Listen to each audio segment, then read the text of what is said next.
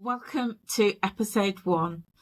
In this episode, I thought I would take the opportunity to tell you a bit about myself, introduce myself to you, my listeners, and also tell you a little bit about my journey. So to date, I have lost 130 pounds. That is nearly 60 kilos or 9 stone, 2 pounds. And I'm going to take you through my journey, tell you how I've lost that weight, how I've kept it off, how I'm keeping it off, and what the future looks like for me in terms of my weight loss. And I'm going to share some, hopefully there'll be golden nuggets for you that might help you on your journey. But I want to start off with a little encouragement. No matter how far you are on your journey, whether you are maintaining or whether you still have weight to lose, you may have a small amount of weight to lose, you may have a large amount of weight to lose. The one thing I want to share with you is this, that reaching your wellness and weight loss goals, it is doable. It's doable. It's achievable.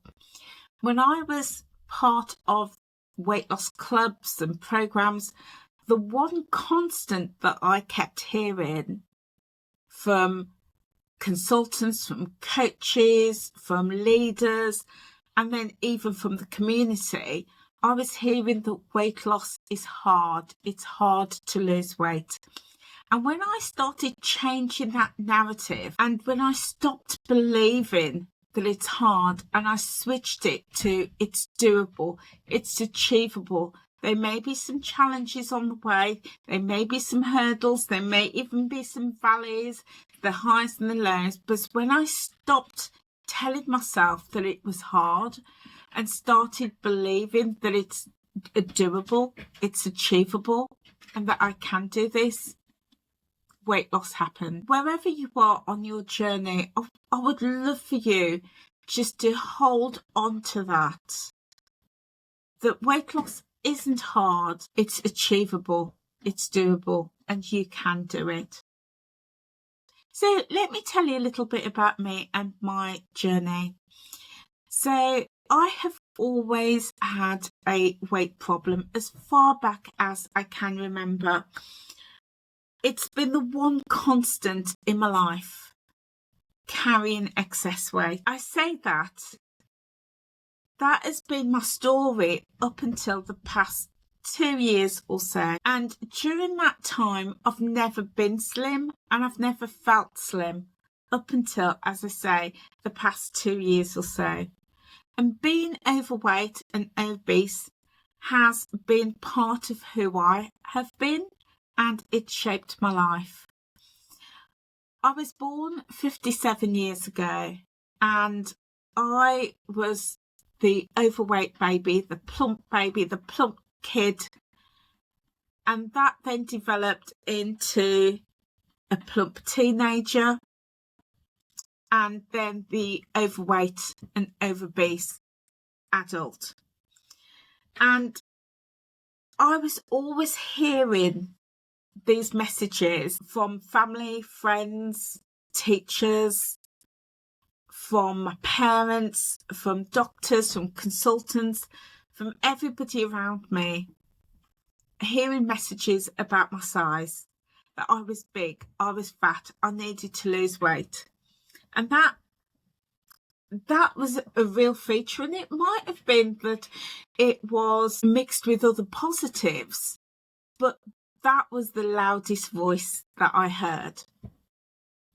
And there was even all of those non-verbal messages, such as, going to a theme park and not being able to get through the turnstiles comfortably, sitting on a bus and taking up,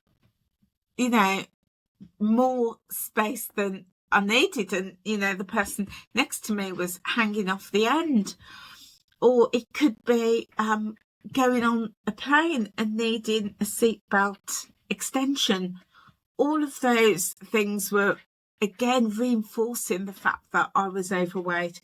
And then other things like not being able to go into, a fashionable shop as a young teenage girl and buying the clothes that I wanted, having to go to, the plus size section or the plus size stores, and then always having to go towards the back of the rail and praying that they've got my size. All of these things were verbal and non-verbal messages that I was overweight. And my way of dealing with that was I would rebel, and with food, because I felt that my weight was defining me, and I didn't want it to, because I felt there were so many other qualities to me. I felt I was clever, I was intelligent, I was fun and outgoing. I felt that there was a lot I could contribute to my community. I was interested in so many different aspects of life. I would volunteer down the local hospital. I was involved in church activities. There was just so many different things that I felt that I could contribute and was making a big difference to my community. But the only messages that I was getting back was about my weight. So I felt that because it was so hurtful, I would rebel. And the way that I did that was to rebel with food, because that was the one thing that I could control. I couldn't control what people said about me, couldn't control what people thought about me, but the one thing I could control was what I did, and particularly what I put in my body. And there was one particular scenario that stood out for me, and I still remember it to this day. I mean, there were lots, but this particular one was back in the day. We had our local Woolworths, and my mother used to buy like half a pound or a pound of mixed chocolates, the old pick a mix.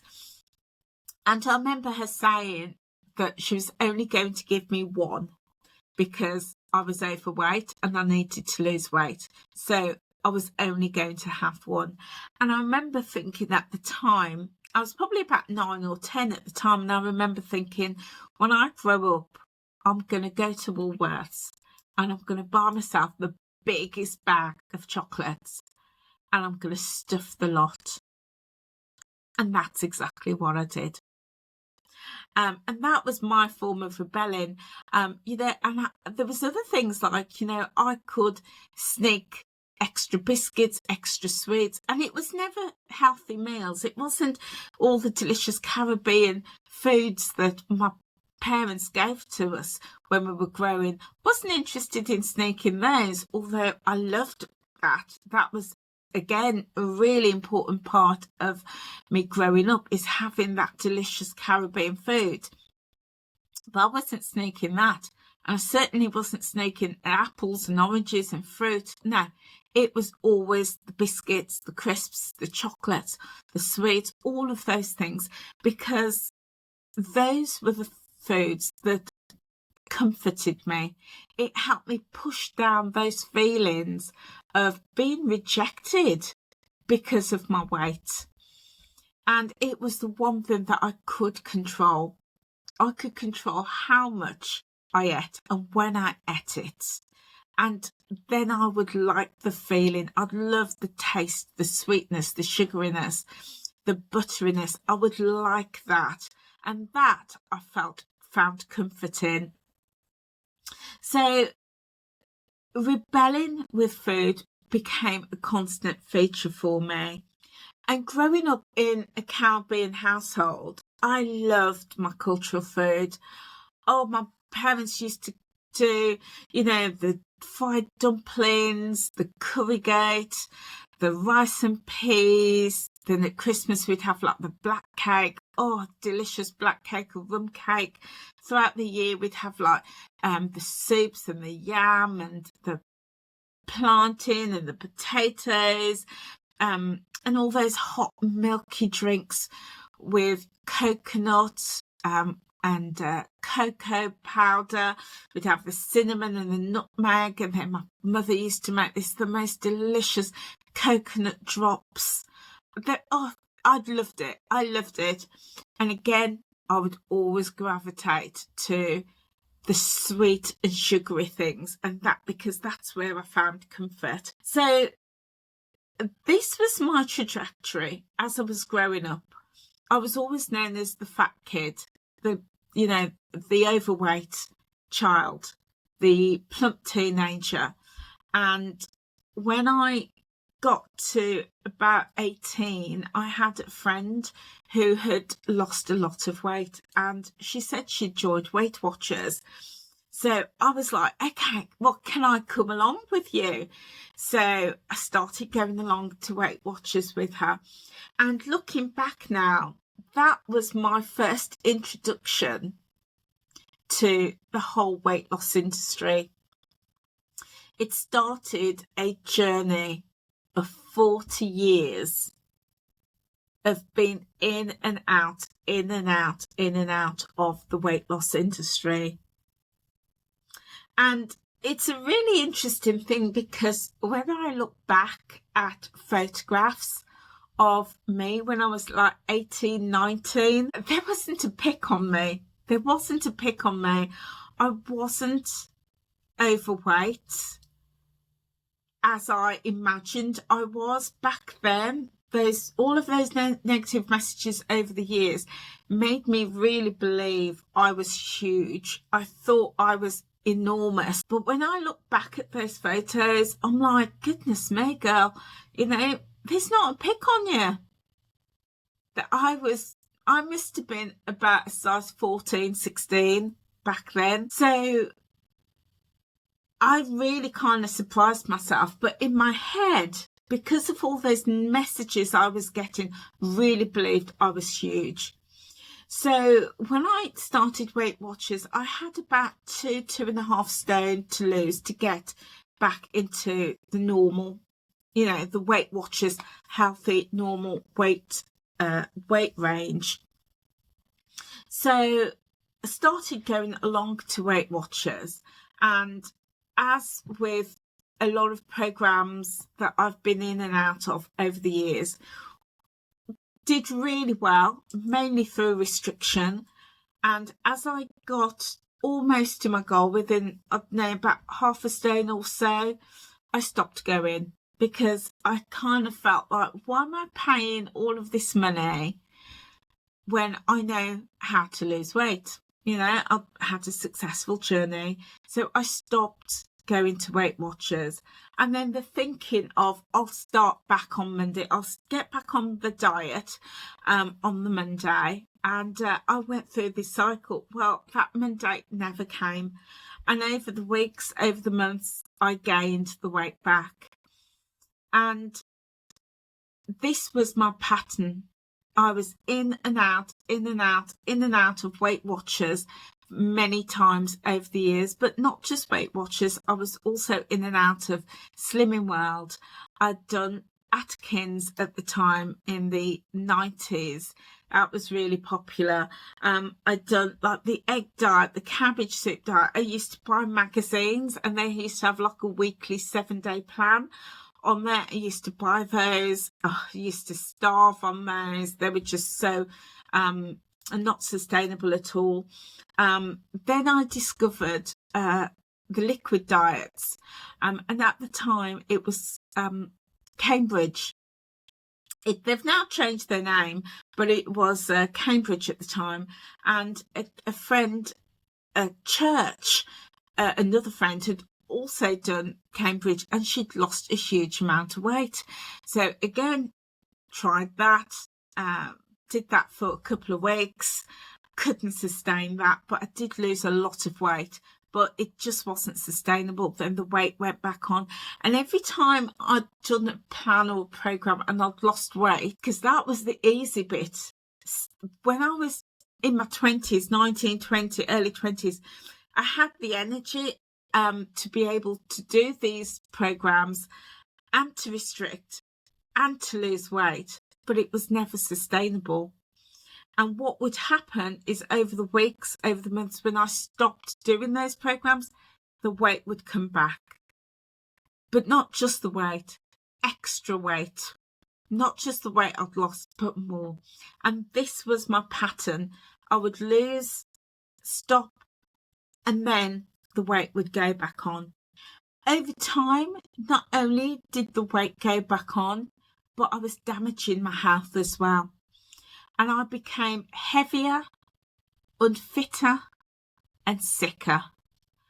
And I was doing so much damage to my body that I didn't even realise it. Didn't realise. And this went on for many years, the best part of 40 years. And it was back in 2019 that was my breaking point. At that point in 2019, I had been in and out of so many different plans and programs, done so many different diets. I'd done Weight Watchers about 6 or 7 times. I'd done Slimming World 3 or 4 times. I'd done every plan. I'd done calorie counting numerous times. I'd done so many different things. I remember going out and buying, back in the day, used to be able to get the calorie counting books, which it had like all the calories listed with all the foods. I'd bought loads of those. I'd done Rosemary Connolly. There were just so many different things that I did, but none of them was sustainable. None of them. And I knew, I eventually got to understand why. I got to understand why none of them was sustainable. And the reason it became unsustainable was 2 things. What I learned was over the years, I was learning what are the foods to restrict to lose weight. And over the years, dieting and weight loss approaches have changed. I will add that. But back in the day, when I started on Weight Watchers, for example, you had to eat liver and grapefruits, and you had to restrict your eggs. It was very set out, very regimented back in the day. And the same with Atkins. When I was on the liquid diet, you could only have so many shakes a day. So what I had learned was about restriction, how to lose weight through restriction. And let's be fair, those programs have moved along, and there's a lot more education now, which is definitely a positive thing. But what I realised was there was 2 key things that I hadn't really made the connection with. And the first thing was I wasn't learning about nutrition and how to fuel my body for weight loss. And I realised that that was key. If I was going to lose weight and keep it off, I needed to fuel my body. And not just with low calorie things, not just with low pointed foods, not just with zero foods or low sins or none of that. I needed to understand food and nutrition, how to fuel my body correctly. So I needed to go away and understand food and understand what was the food that was going to nourish and support my body, not just that was going to make me lose weight or cause me to restrict. So I needed to understand and learn that. And the other thing was I really understood that developing a mindset around a growth mindset, a mindset that was going to help me to grow, to help me to learn, help me to explore and to be curious, was really going to help me on my journey. And as I put those 2 things together, as well as being part of a community that was going to help me take responsibility for my actions and what I ate and what I did. When I started to do that, I started to see a massive difference. So I started on this journey of really exploring what wasn't working for me and started to understand what I needed to do. So back in 2019, that was the heaviest I'd ever been. My weight had skyrocketed and it was I was completely out of control. So when I did go to the doctors or saw my GP or my consultant and they were telling me I was overweight, they were justified, because by this time now in my head, I didn't believe it. I didn't believe I was as big as my GP and my hospital consultant and people around me was telling me. Because when I was younger and I was being told that I was overweight and I looked at the images years later, I wasn't. So now, at my heaviest, I refused to believe that I was as big. And there was lots of things I started doing to avoid the truth. I wouldn't take full-length pictures of myself. So anytime I had photos taken, I would either be behind somebody or I would get my son or my nieces or nephews all in front of me, so I didn't have to see the reality of what I look like. And I would always just take my face, picture of my face, or just to my décolleté, just this area, just above my chin. I wouldn't take anything else. And that way I lived in denial. And even when I went clothes shopping, on the rare occasions that I went clothes shopping, I would always look for the stretchiest thing. I would never go for anything that was like cotton. It was always something with stretch. And then I would cover up with jackets and cardigans. I always found ways of hiding my body because I didn't want to acknowledge the truth. However, at Christmas 2019, I had to face the truth because I knew that I was overweight. I knew I was really unwell and I had to face it. And at Christmas 2019, my son and I was watching TV. As you do, you have movie nights. And at the end of the evening, I could not get out of the sofa. I literally couldn't get out. And my son had to brace himself and hauled me out of the sofa. It was at that moment the realisation came that I do not want my son caring for me. At that moment I decided I was going back to Weight Watchers. And on the 8th of January 2020, I rejoined Weight Watchers. Now, before that, in 2005, my health had really declined. I became seriously ill and I was diagnosed with a life-threatening condition called lupus, SLE. And it affected my heart and my lungs. It affects my joints. I was also diagnosed with arthritis, bursitis, fibromyalgia, chronic fatigue, and type 2 diabetes. So I had a number of health conditions, and the diabetes was directly linked to being obese and overweight. But again, with that, I went into denial for many years and found it really difficult to control my diabetes, and lived with the effects of all of those health conditions. And every time I went to see my consultant, I was being told, you've got to lose weight, because the excess pressure on the heart and the lungs and the joints wasn't helping me. It was making me worse and it was prolonging my recovery. So in 2019, at that Christmas, when I decided to go back to Weight Watchers, I rejoined in the January, and that was the start of a new chapter. When I rejoined Weight Watchers in January 2020, I faced the realisation that in order to get back to my pre-pregnancy weight, I would need to lose a massive 10 stone. And that was the pre-pregnancy weight.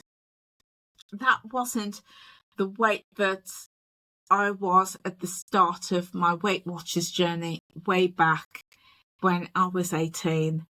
And that was a massive realisation. It was daunting. It was daunting knowing not just how much weight I had to lose, but a sobering thought on how much I damaged my body, how much I damaged my health, because there were periods up until this point where I was bedbound. I couldn't walk from my drive to the end of the grove, which was just a couple of metres. I struggled getting in and out of cars. It was near impossible getting up and down stairs. I couldn't bend over to tie my own shoelaces. Just life had become so challenging and so difficult. If I went to the supermarket, I'd literally have to leave the shopping in the car and get up to the house and have a rest before I could go back to the car and unload the shopping. And more often than not, I'd have to call either my son or my partner at the time to come and help me to unload the shopping and then to put it away. Life was just a challenge. Just moving was really, really, really difficult. Life was hard. It was very hard. Life was hard, carrying all the excess weight. And also still getting all those messages that I was obese and I needed to do something about my weight. Well, for the first 3 years in Weight Watchers, I did lose about 4 stone and I was really pleased. It was challenging.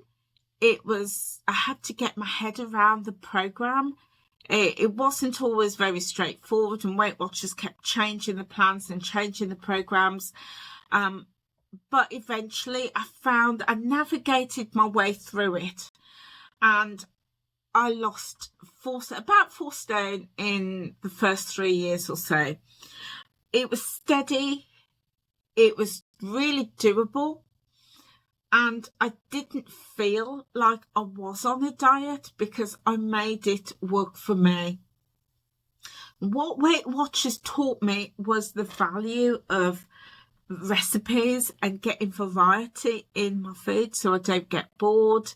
It taught me the value of just moving my body as much as I could, just a little bit every day. And yeah, when I do that, it could make a difference, not just physically, but also mentally to my mindset as well. It taught me the value of developing a positive mindset, of thinking positively, of looking for opportunities, and always having that can-do attitude and approach. It really taught me that. And it taught me how important sleep is to weight loss, because sleep is so important to regulate hormones. So Weight Watchers really taught me that to lay a good foundation to build some healthy habits. But over time, I just found Weight Watchers didn't work for me, because the Weight Watchers program is about tracking, and they teach that tracking is a key to success. And tracking never worked for me. I got bored with it. I found it really monotonous. And I just felt really restricted having to track everything. So it didn't really work for me. And I felt quite strongly that not just Weight Watchers, but any plan, any program that encourages tracking, it doesn't always support diversity. It's great for those who can track and who wants to track, but you have whole swathes of the community who can't track for various reasons. They may be visually impaired. They may have learning and educational challenges. They may be suffering with mental health challenges and not in the space to track. They may be dyslexic, may be illiterate, may not have learned to read and write. So for so many people, tracking may not be an option for them. But on the Weight Watchers programme, there was no other way, is what Weight Watchers was saying. Weight Watchers was saying, to lose weight, you need to track. Tracking is the key to success. And I couldn't agree with that. I couldn't agree with that. As someone who didn't enjoy tracking, who in fact really ran away from it, I couldn't support that. So I started to feel conflict. So I looked at that and I was like, no, that is not sustainable. For me, it is not sustainable. So I decided that I was going to find my way through weight loss. So I went right back to basics, because what I knew after being 40 years in and out of diets and diet plans was I knew how to lose weight. I knew that. I knew how to lose weight. I educated myself on what are the foods that support me and my body for weight loss, but also because I was going through menopause as well, I educated myself on the type of foods that I needed to eat to sustain and nourish my body through menopause too. So I decided that I was going to go back to basics, and I was going to look at my lifestyle, look at what I eat, when I eat it, and how much I was going to eat. And I was going to find a way that was suitable for me, something that I could do every single day without restriction of having to track something, having to stay within sins or points or calories or macros. I was going to find that way. And I was going to find a way that worked for me every single day, because what I decided that I was going to do was find a way that I could live every single day. And that's why me tracking, counting this or that, etc., weighing this wasn't going to work for me. I decided that, because I love my food, I love my Caribbean food, I love cooking it, I love eating it with family and friends, I love going out to restaurants to eat it, but also all different types of foods as well. And I never wanted to be in a situation where I felt that I couldn't eat something because I'm on the diet or I'm not going to lose weight this week. So I decided that I'm going to find a way that would allow me to eat all the foods that I love, to have the drinks that I love to drink. I was still going to nourish my body and I would still gain weight loss. And I did that by two things.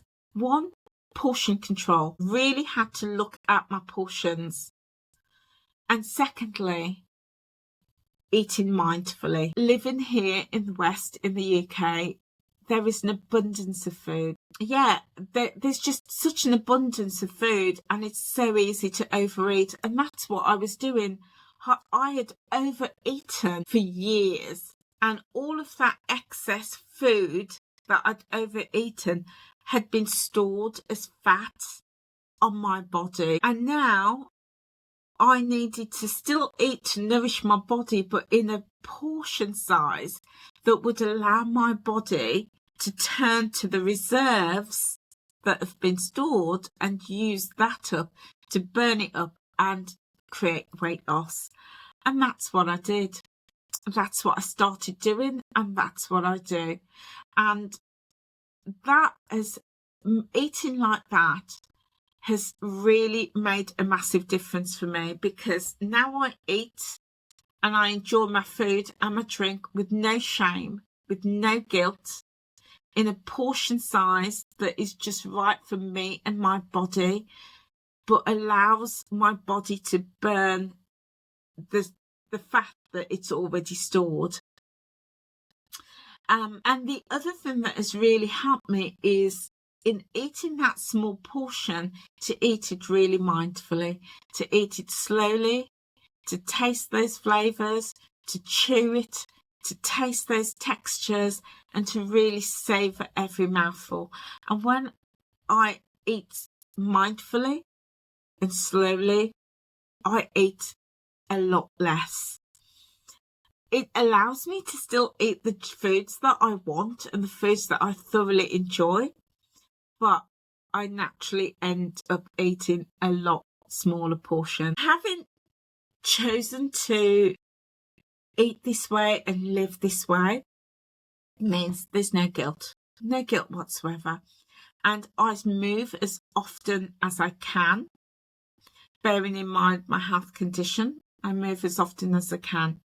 And the one thing that I do follow out of all the practices out there around weight loss, the one thing I do follow to some extent is intermittent fasting. And I follow that in a fashion.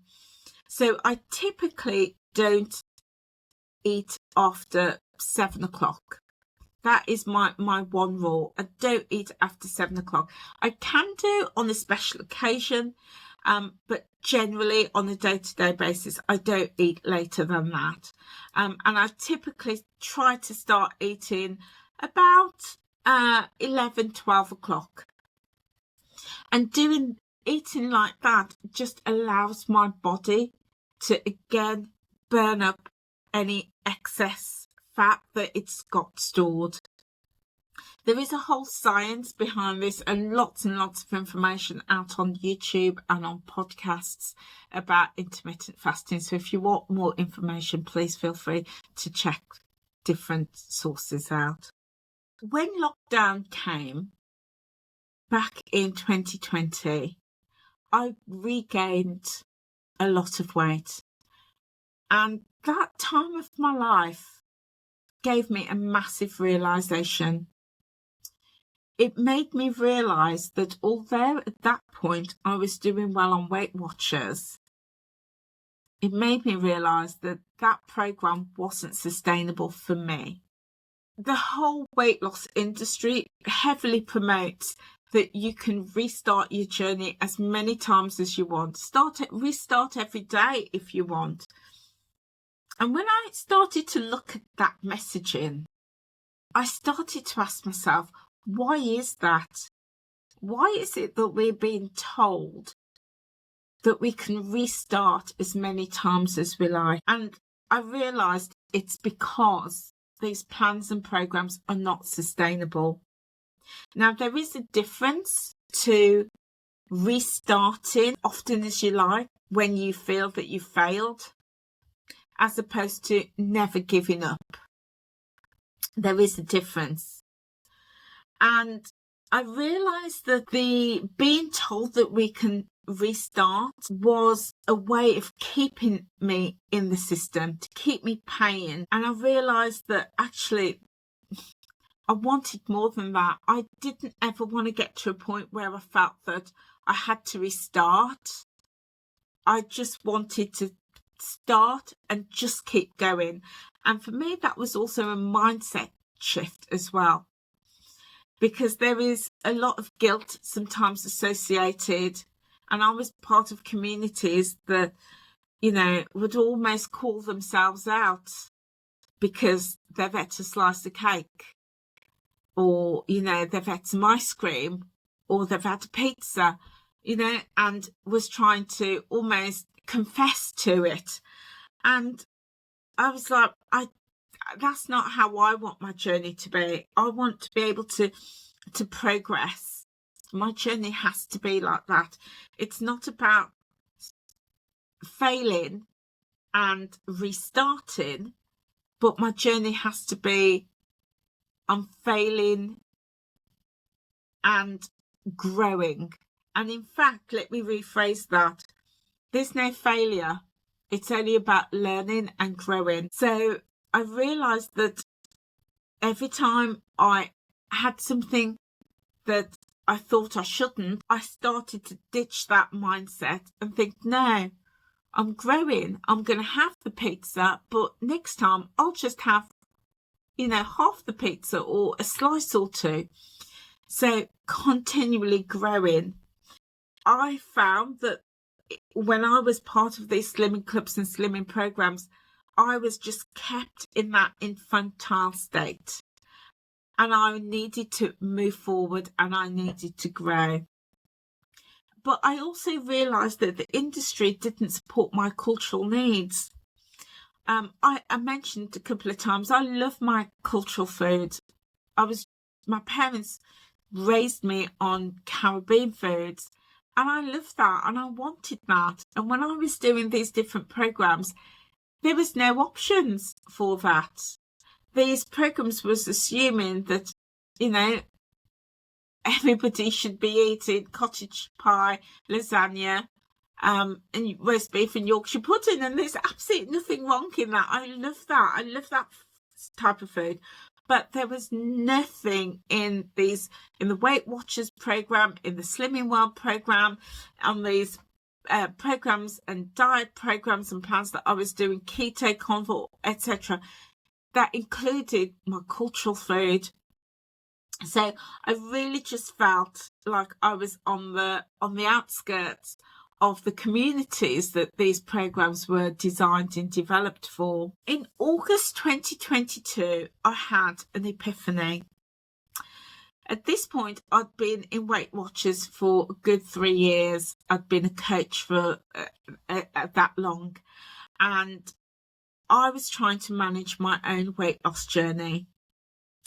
And I had an epiphany, and I realised a couple of things, which was quite contrary to what Weight Watchers and the weight loss industry was promoting. Up until August 2022, I was yo-yoing.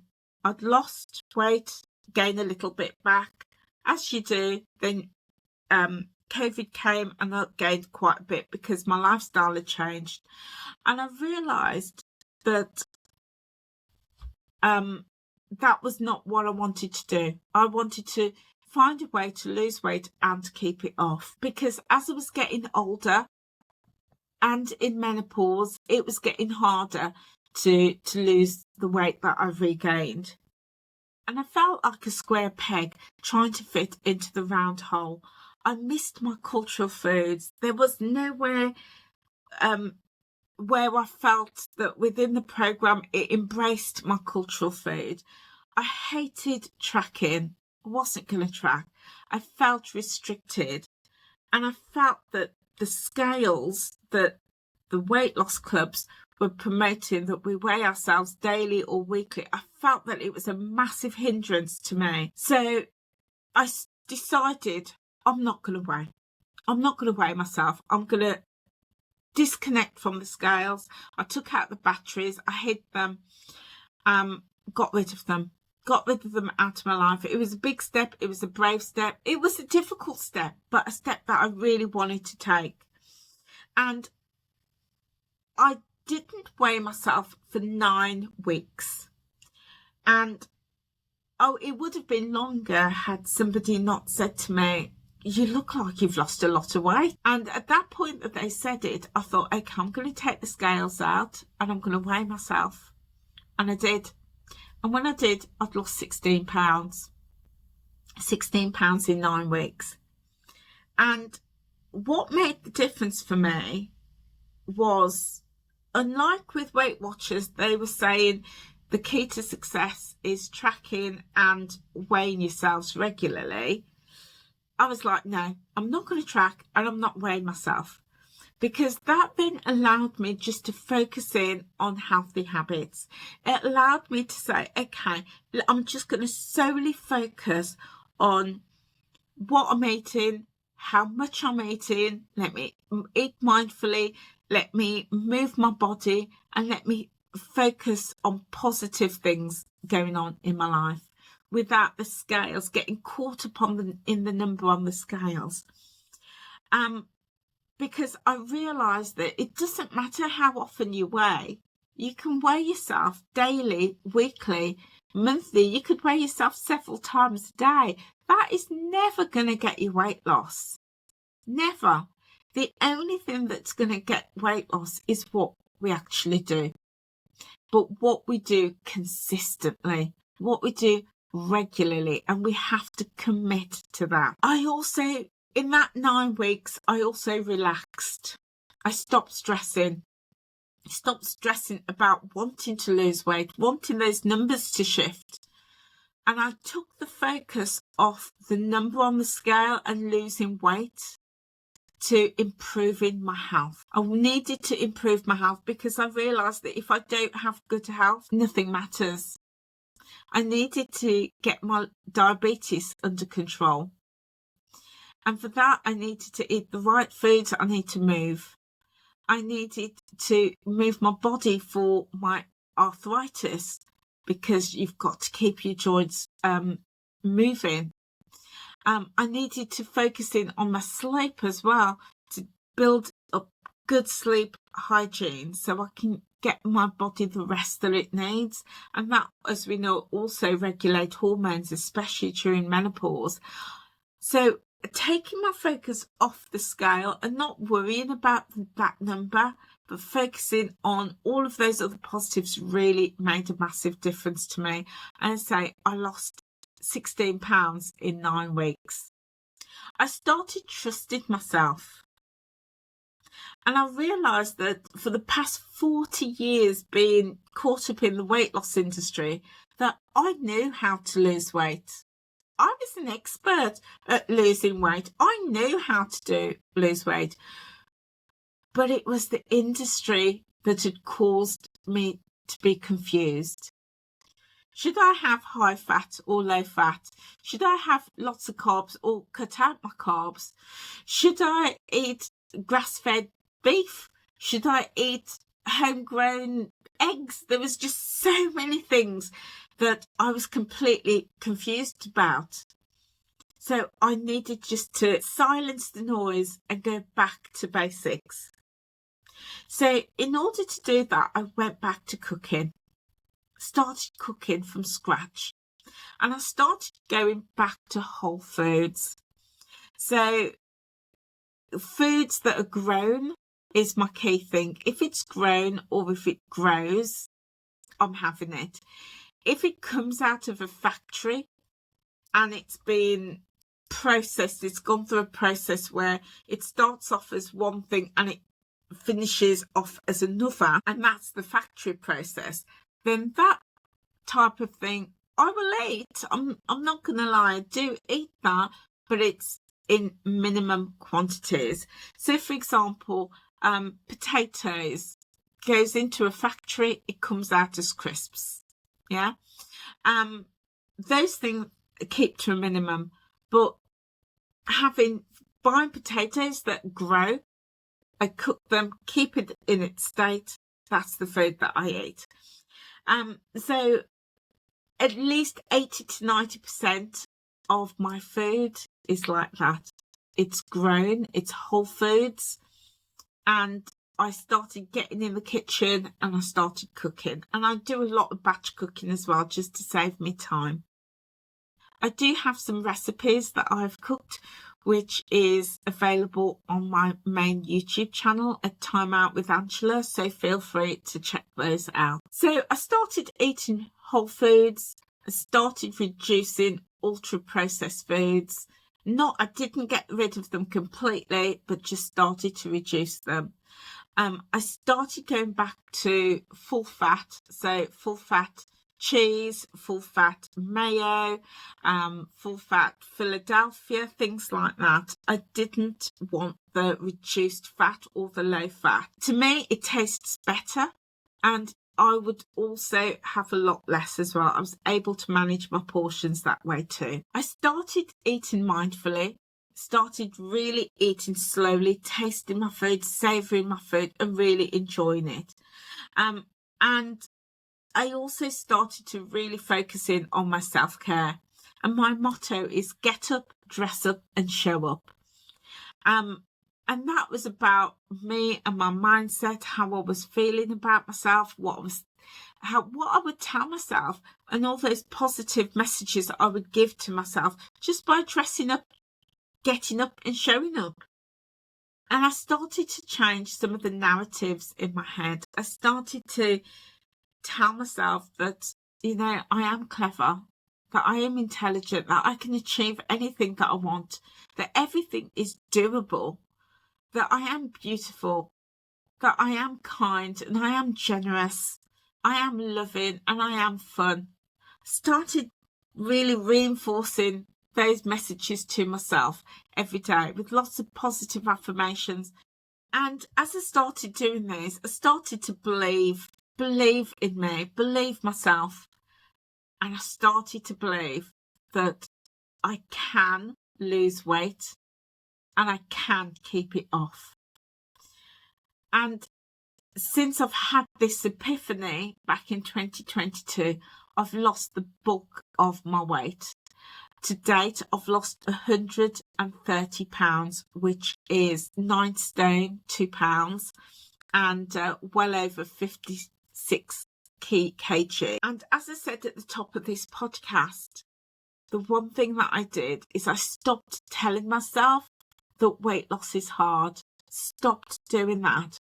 And I started telling myself, it's doable. It's doable. And when I started telling myself that it was doable, that it was achievable, not undermining that there's going to be challenges, but once I started believing that weight loss is doable, it became doable. We are what we believe. So this transformation that I'm on has been incredible, not just in terms of my physical body and my physical weight loss, but also transformation of my mind, transformation of my self-belief, and the transformation of my confidence. I still have weight to lose. I am about 12 pounds off my 10 stone target. And I think I would still like to lose a little bit more. But that's not really my focus. My focus is to keep improving my health. So when I go for a walk, it's not because it's going to help me to lose a pound off the scales. No, I go for that walk because it's going to strengthen my body. It's going to strengthen my joints. It's going to help me keep my diabetes within its range. It's going to help me to sleep better in the evening. It's going to help me to relax and relieve my stress. That's why I'm going for that walk. I'm going to eat those veggies, not because it's going to help me to lose weight, but it's because it's helping me to put all those macronutrients into my body, which is going to make me strong and healthy. So my focus has very much shifted. And as a result of that, yes, weight loss is the byproduct of that. I believe, as a coach, I believe that we have everything that we need to lose weight, to achieve our goals, to reach our targets, absolutely everything. We just need to realise it. And we need the support of a community to help us with that belief.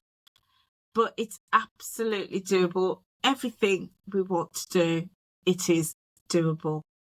Improving my health and losing weight it's been life-changing. It's absolutely life-changing. I have 2 wonderful grandchildren and I love spending time with them. I'm the nanny who will, be out playing with them. I will be getting down on the floor and playing their games with them. And yet I still struggle to get up. But, that's going to come in time. I've got the energy for them. That is just, I can't even put into words the difference that has made for me. It would have been heartbreaking to not be able to interact with my grandchildren because of my weight. So that has been absolutely fantastic. Losing weight has meant that how I see myself is now different. I do see myself as a beautiful, clever, intelligent, wise, kind and loving person. And I believe that I can achieve anything and everything that I want. And with this belief, I've gone out and formed new friendships.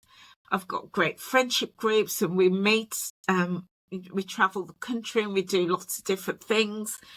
It's meant that I've been able to have the career that I've wanted, have the lifestyle that I've wanted, because I believe in me now. If I was looking back at my 18-year-old self, I would advise myself just to stop. I'd say stop and go back to the good habits that my parents had taught me, which was about having 3 good quality meals a day, no snacking in between meals, and to move my body and to drink plenty of water and to rest. Those are the 5 key things that if I was going back in time, I would tell myself. I'd say, I don't need a weight loss program. I don't need a club. I just need to go back to some common sense approaches that I had been taught. And I'd also say surround myself with lots of positive people and lots of positive things. You can't ever change what people think or what people say. And back my 18-year-old self and my younger self, I did believe those things. But if I had built up myself, my own self-belief and my own defences, and really focused in on my mindset and my positivity, I would have been in a better position to ward off those negativity and not believe them. So I would say surround yourself with people who have the same vision and the same goals as you, who want the same things and who is going to operate in the same space to help you keep positive. As they say, iron sharpens iron. So yeah, be around positive people. I'd also say educate yourself about food, around nutrition, around moving your body, and about mindset, and learn and build strategies that are going to work for you, that you can keep doing every single day. So that's a little bit about my story, guys, and I hope you found it of value.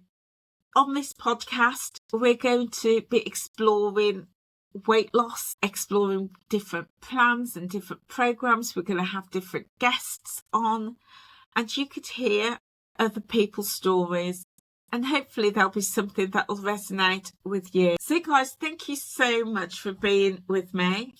If you found this of value, I would love it if you could subscribe to the podcast, give it a like, leave a comment, and also share it with others. We're brand new and we want to grow this podcast, so we'd love to have your support. And if you would like to be a guest on the programme, or if you know of somebody who you think would be a good guest on the show, then do let me know. So guys, thank you so much for being with me today, and look out for our next episode as it drops next week. Take care.